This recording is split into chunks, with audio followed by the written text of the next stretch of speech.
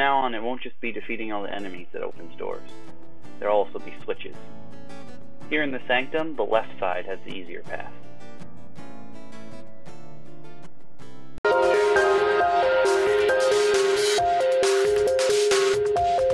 Why don't we take a look at the first room? Enemy-wise, all it has is 2 dark goblins. The thing that you should be worrying about in this room, though, is this bat launcher right here. I know, you must be thinking, oh, it's just a bat launcher, what could it possibly do? While the bats can't go through fences, if you don't destroy this bat launcher here, the bats will come through the floor and hit you, and you can't even block them later on, because you're going upstairs. For some reason, they can go through floors. Just be advised that hitting it from behind isn't always safe.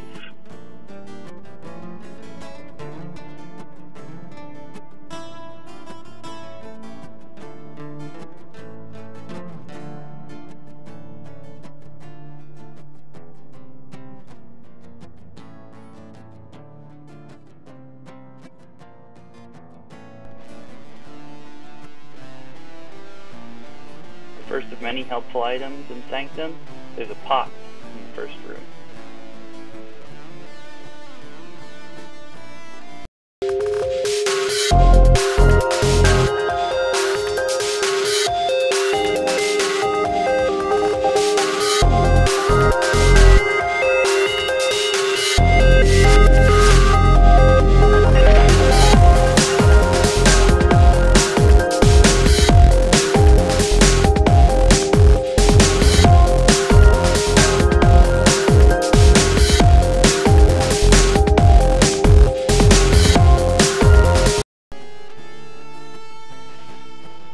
There's a new kind of trap to deal with here, ball launcher. The balls are blockable.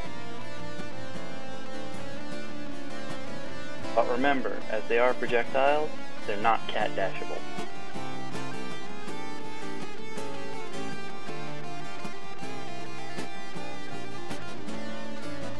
Across the divide from these ball launchers is a chest.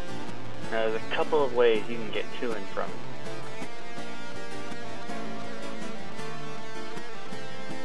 You can always use your non-move to increase your jump distance, but that's a one-shot deal. So if you make it across and you're scared to jump back, you can always use the escape command.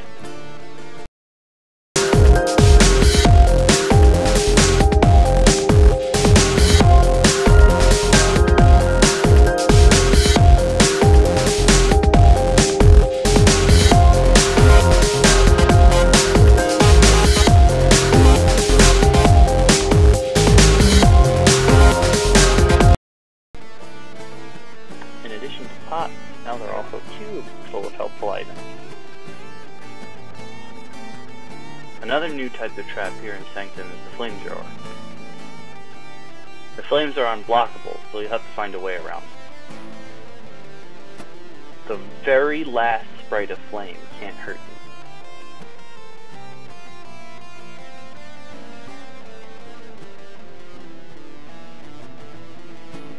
That being said, if you stand on the left side of the switch to open it, the flames won't hurt you.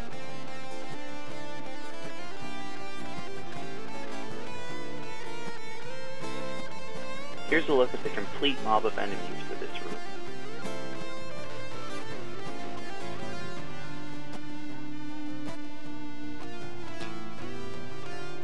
Use the arena to your advantage.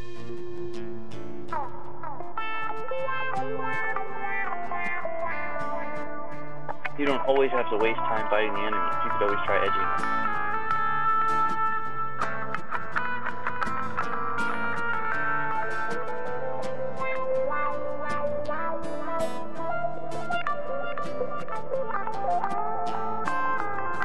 If you still have your non-move, you can use it here to flank the enemies. If you have a straight shooting exo core, you can line up and take out the first 3 enemies in this room without even having to fight them.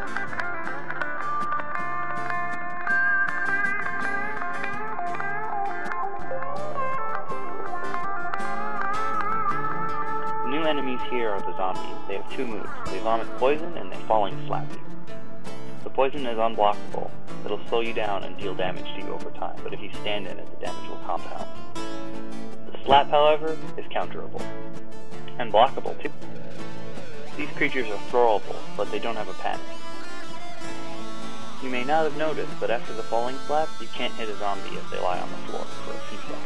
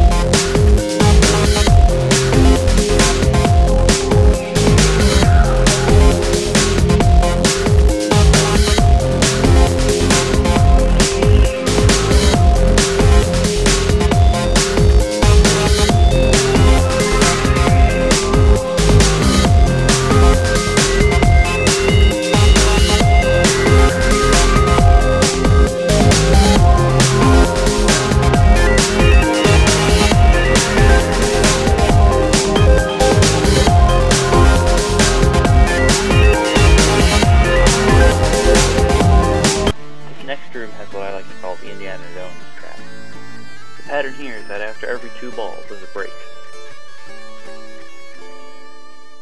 Some people walk along the edge in order to make themselves a smaller target for the balls, but I don't recommend this.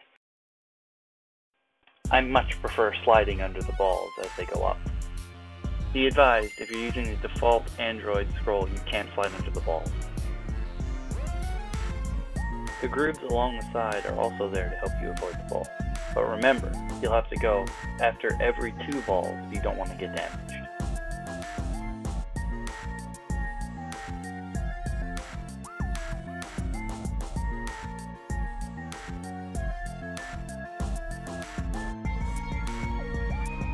The boulders gain a much larger hitbox when they break at the end of the hall, so be careful.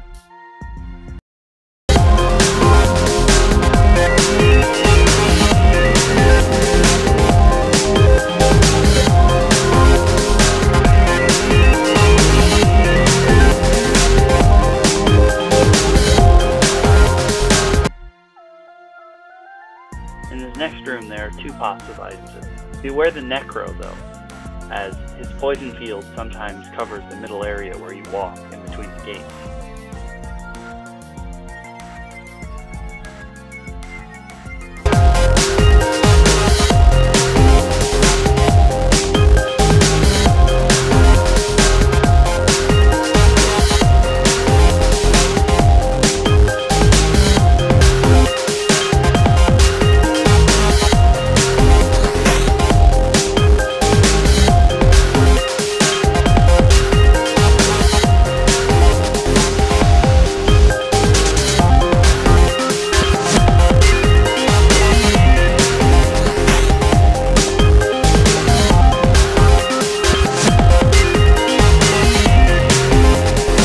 There are 4 doorways in the room you just entered. The top left has a chest, but you might want to save it for your way back.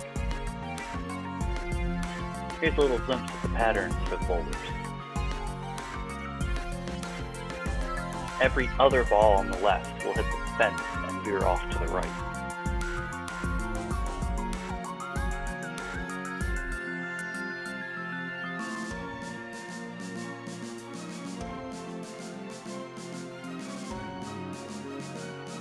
There are 3 pots in total in this room. 2 are at the top. If you run along the border of the top, you won't get hit by the balls. However, most people just ignore these 2.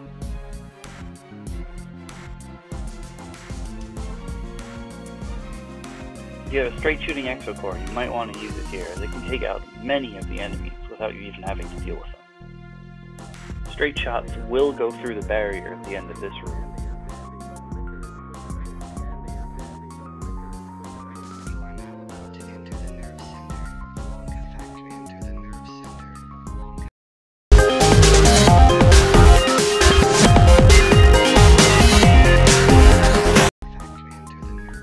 There are 3 pendulum traps. They're all on the same time. There's also a chest on the parallel top bar.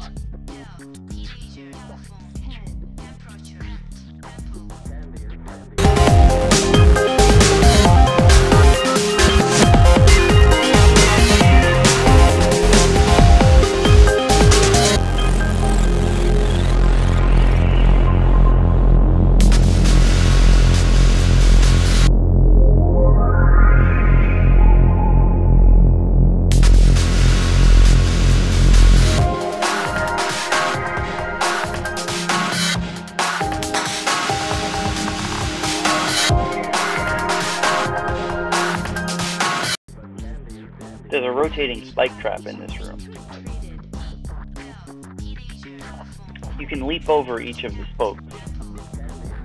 What many people do is jump down and then to the left and stand atop the barrier.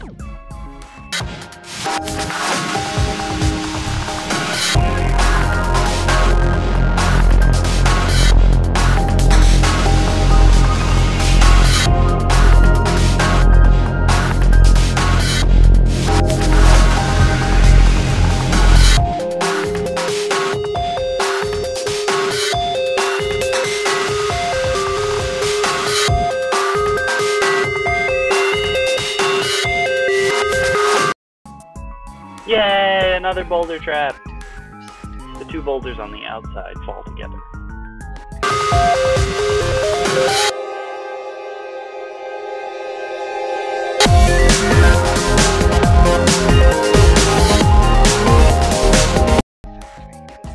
There are 4 enemies in total in this room.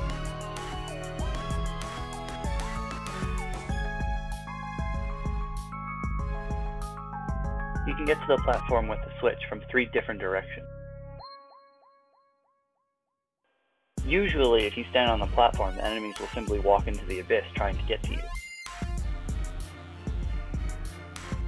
Beware that if you stand directly in front of the switch, some scrolls will push you away.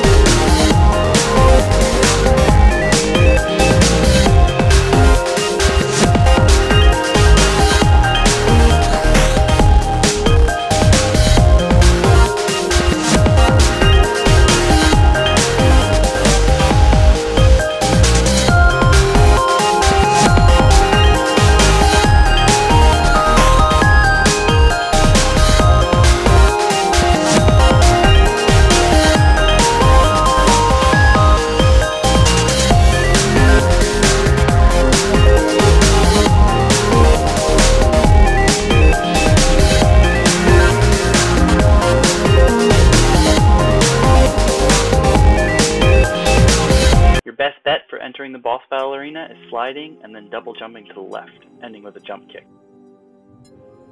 Hey Slaughterer, show me your moves! For his first move, the Slaughterer spins the mace above his head 6 times.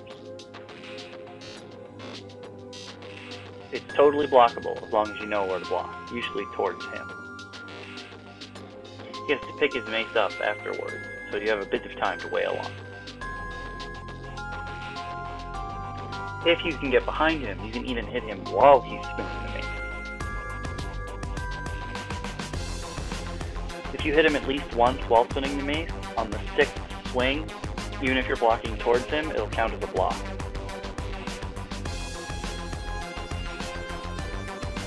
If you don't hit him, but you're standing right behind him, you're going to have to turn around for the 6th swing to block it.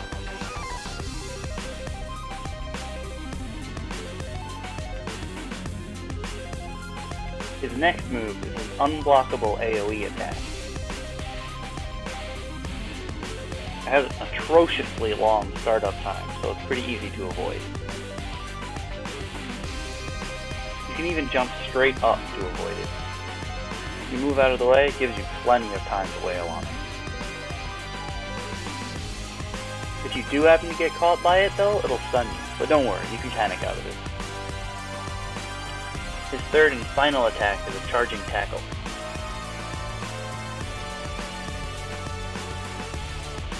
The running portion of this attack is blockable. However, the butt slam at the end is not.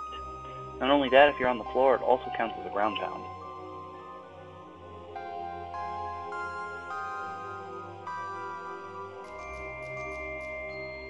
However, this attack can also cause the boss to go into a glitch state. If you can get him to run to the top left corner of the stage, he won't move again after his butt slam until you come near him. So if you have ranged exos, you can just destroy him.